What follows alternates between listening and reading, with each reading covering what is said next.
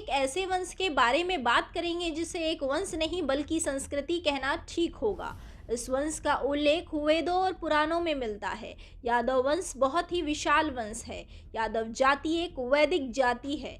विभिन्न धार्मिक और ऐतिहासिक ग्रंथों के आधार पर आज इसके बारे में हम आपको बताते हैं। भगवान ब्रह्मा के 10 मानस पुत्र हुए, उनमें से एक ऋषि अत्रि हुए। ऋषि अत्रि से चंद्रमा का जन्म हुआ और चंद्रमा से चंद्रवंश चला।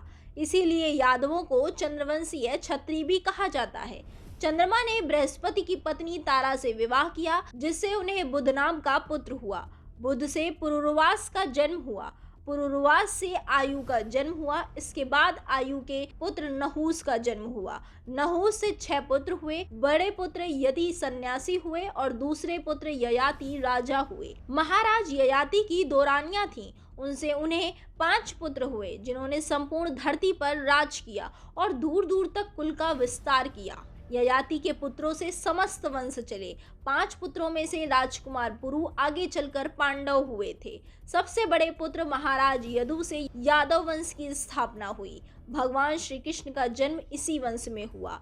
यदु के 4 पुत्रों में से दूसरे पुत्र राजकुमार क्रोष्टा ने राज्य का अधिग्रहण किया और पहले यदुवंशी शासक बने, जिनकी 11 पीढ़ियों के बाद आए विदर्भ। राजा विदर्भ ने दक्षिण विदर्भ राज्य की स्थापना की। विदर्भ के 3 पुत्रों में विदर्भ के बाद कृत राजा बने। कृत करीब 20 पीढ़ी के बाद आए राजा सत्वता, जिनके 6 पुत्रों में से 2 ने तप किया, अंधक और वृष्णि ने। अंधक वंश में आगे चलकर कंस का जन्म हुआ और वृष्णि वंश में श्री कृष्ण का जन्म हुआ।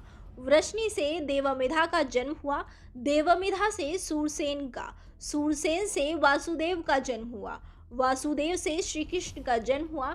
जब जब धर्म ने अधर्म का नाश करने की कोशिश की है, तब तब भगवान ने अवतार लिया है। श्री कृष्ण के रूप में भगवान विष्णु ने मनुष्य बनकर अवतार लिया।